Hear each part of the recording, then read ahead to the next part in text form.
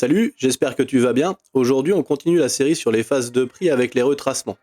Donc un retracement, il peut prendre deux formes. C'est soit un mouvement lent revenant en premium discount et laissant de la liquidité, soit un mouvement plus rapide et superficiel pour continuer l'expansion. Avant un retracement, tu as toujours une expansion, et un retracement est suivi généralement d'un reversal ou d'une autre expansion. Ici, on a un exemple de retracement long. Donc tu vois les deux expansions, une de chaque côté, deux expansions baissières. Au milieu, tu as la phase de retracement, et tu vois qu'elle a laissé de la liquidité un petit peu en dessous qui va permettre de pousser le prix encore plus bas lors de la prochaine phase d'expansion. Ici, on a un exemple de retracement superficiel. Tu vois que tu es dans une bougie d'expansion, ça peut correspondre à une des grosses bougies que tu as vues sur l'exemple précédent. Avec une phase un peu longue de retracement ici, ça pourrait presque s'apparenter à une accumulation. Et une seule bougie haussière qui fait office, elle, de retracement pour continuer l'expansion. Pour les exemples d'aujourd'hui, on va aller directement sur les graphiques, sur les trades d'hier. Le fait de ne pas avoir identifié correctement une phase de retracement va faire rater un très très beau trade, et on va regarder ça ensemble. Alors pour cet exemple, on est sur le graphique du Nasdaq le jeudi 12 février, et en arrivant sur les graphes dès le matin comme ça, la première chose que tu peux remarquer, c'est que tu es coincé entre le high ici et le low ici. Pour les consolidations, si tu as vu la vidéo, j'aime bien les trader en interne, en externe, en AMD, voilà. Donc là, j'avais dans l'idée de la trader déjà dans un premier temps en interne. Donc on n'est pas là pour regarder vraiment de quelle façon j'ai tradé ça. Bon, je te le dis, je vais être tout à fait honnête, j'ai pris 3 pertes dans la matinée et début d'après-midi. Et j'ai attendu la news du coup de 14h30 avec les NFP. On va avancer directement là. Donc 14h30 étant fait, je passe en 5 minutes. Et comme j'ai expliqué dans la vidéo des consolidations, pour trader une consolidation en interne, on attend un sweep de liquidité en extrême, pour le coup là en extrême premium, et on vient chercher uniquement les 50% de la consolidation, ou ensuite aller trader plus bas. Donc là, ce que je voulais, c'était une clôture du coup sous ce niveau pour avoir un CISD, ça aurait été top. Mais ce que j'aurais vraiment préféré, c'est de créer une autre bougie baissière, un autre petit mouvement baissier, un mouvement haussier pour créer un CISD beaucoup plus haut. Parce que là, tu comprends bien que si j'ai un CISD qui se fait à cet endroit-là, le risque-reward, ça va pas coller. Donc spoiler, hein, le CISD s'est bien fait là. Voilà. Donc là, pour le coup, ça c'est un trade, je l'ai pas pris, tout simplement parce que ça rentrait pas dans ma stratégie. Maintenant, on va revenir un petit peu sur de la haute time frame et on va regarder ensemble. Donc là, tu vois que finalement, je vais enlever ça, tu vois finalement on a une consolidation, et si je te montre ça, on a une autre consolidation. Elle est dans ce rectangle-là. Je sais pas si tu arrives à voir la différence. Consolidation, consolidation. Et ben en fait, pas du tout. Ça, c'est une consolidation, tout simplement parce que tu vois que le prix tourne autour des 50% toujours. Hop, des highs, des lows, des highs, des lows, et ainsi de suite. Ensuite, ressort et continue de consolider un peu avant de repartir. Donc là, tu as des highs, des lows, des highs, des lows. Alors que là, tu vois que tu as un low, un high, un low, un high. Bon, là, après, la volatilité s'atténue encore, mais on reste toujours dans une phase haussière. On a une expansion baissière, un high, un low, un high, un low, un high. Ensuite, on reste coincé là-dedans encore, mais c'est le même principe. On est toujours en phase haussière. Et ça, en fait, c'est un retracement. C'est un retracement long. Et c'est là où je me suis fait avoir. Si j'avais identifié cette phase de retracement, j'aurais effectivement attendu donc mon CISD en M15 à cet endroit-là. CISD M15, impeccable. Et ensuite, on peut aller trader la continuation, la reprise de la tendance, donc l'expansion. Hop. Donc le M15, tu passes en M1. Alors là, c'est un peu fouillis. On va attendre d'avoir quelque chose de plus intéressant. Alors, soit tu peux te permettre d'essayer de te mettre un ordre comme ça. Certainement ce que j'aurais fait. Honnêtement, j'étais dégoûté hier, donc j'ai pas trop cherché à regarder ça. Soit on attend une nouvelle opportunité. Ah, on va peut-être en avoir une ici. Donc là, du coup, c'est plus la peine. Parce qu'on veut pas que ça remonte trop profondément. Ah, ça y est, elle est là. Oh, j'ai cliqué une fois de trop. Tu peux entrer en ordre limite ici. On stop ici. Tu vois qu'on a expansion, un retracement, un court retracement. On sweep une liquidité, donc c'est intéressant. J'aime bien rentrer comme ça. J'aime pas trop rentrer sur les fair value gap, même si tu vois, ça fonctionne. On sweep une liquidité, un high précédent, et après, tu peux aller chercher super loin en fait, parce que puisqu'on a fait expansion, retracement, expansion, tu t'attends à ce que ton expansion là vienne prendre ce lot. Donc, tu peux descendre jusque là. Tu vois, ça fait du 5-9. Hop. Donc là, de mémoire, je suis pas déclenché.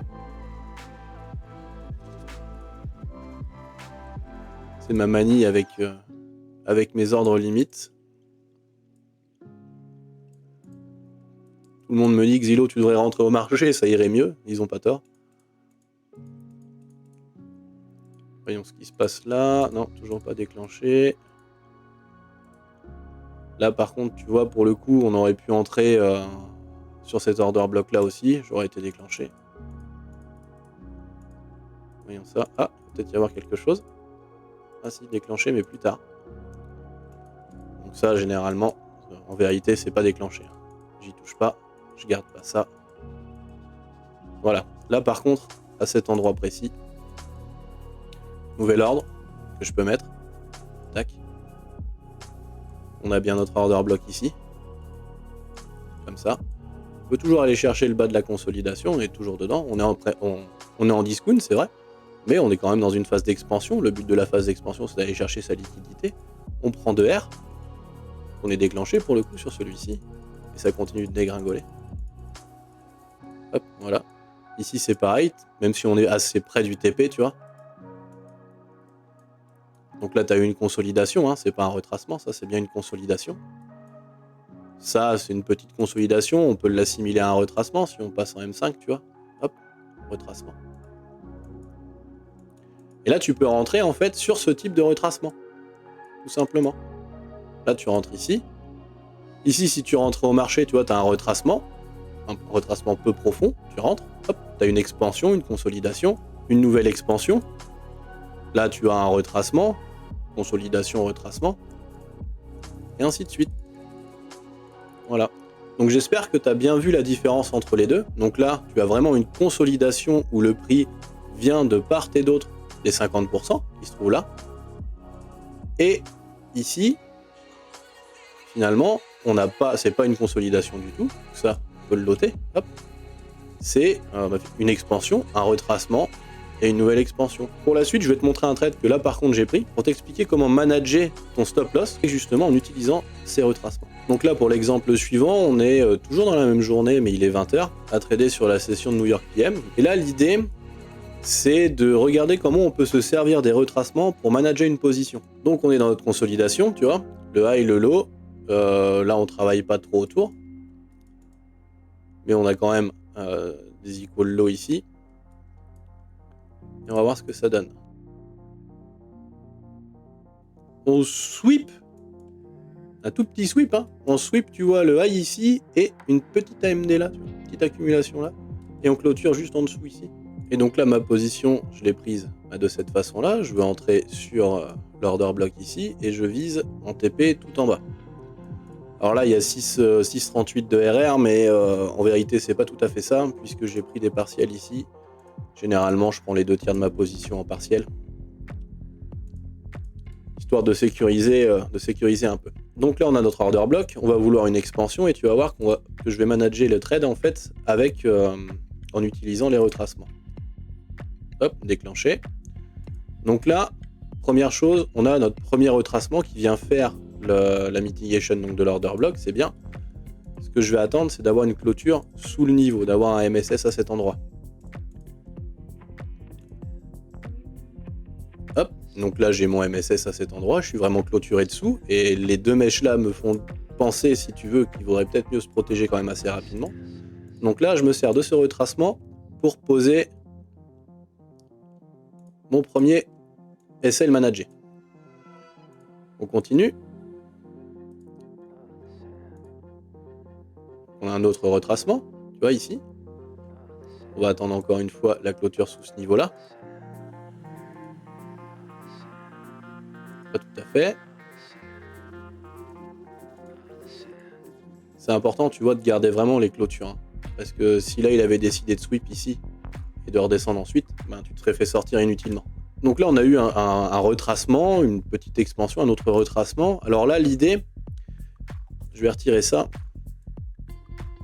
Là, l'idée, tu vois que la structure, elle est là. Le low ici, le high ici. Ici, tu as une structure interne. Donc là, hop, le SL Manager, tu le mets là. Tu continues. Donc là, les partiels sont pris, c'est bien. Et en plus de ça, tu es protégé. Donc là, ton trade est gagné déjà, c'est un trade gagnant. On a une expansion, un autre retracement.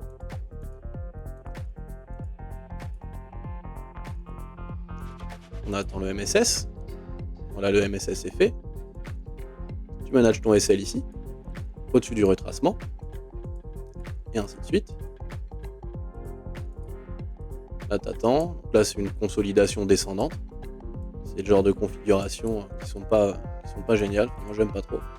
Et ensuite, tu viens TP. Donc, tu vois, les retracements peuvent également te servir à positionner ton SL, à manager ta position, de façon à limiter tes pertes et être sûr d'encaisser des gains. Je t'invite à faire attention, par contre, cependant.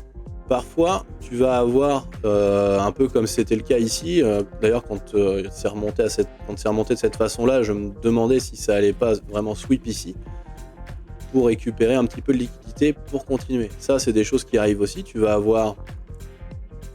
Je vais remettre le marché comme ça. Hop. Tu peux avoir le marché qui descend ici, crée ton MSS, remonte, donc te liquide, avant de repartir.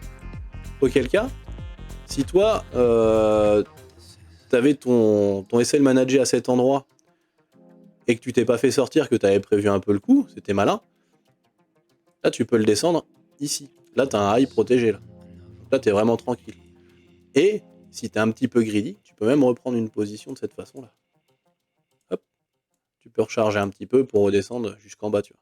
Tu remets un contrat de plus ou peu importe pour pouvoir redescendre. C'est la fin de cette vidéo. J'espère qu'elle aura été instructive, que tu auras appris des trucs. Si tu as des questions, n'hésite pas à les poser en commentaire ou directement sur Discord si tu fais partie de la communauté. J'y répondrai avec plaisir. Et en attendant la prochaine vidéo, je te souhaite une bonne semaine de trading. Salut!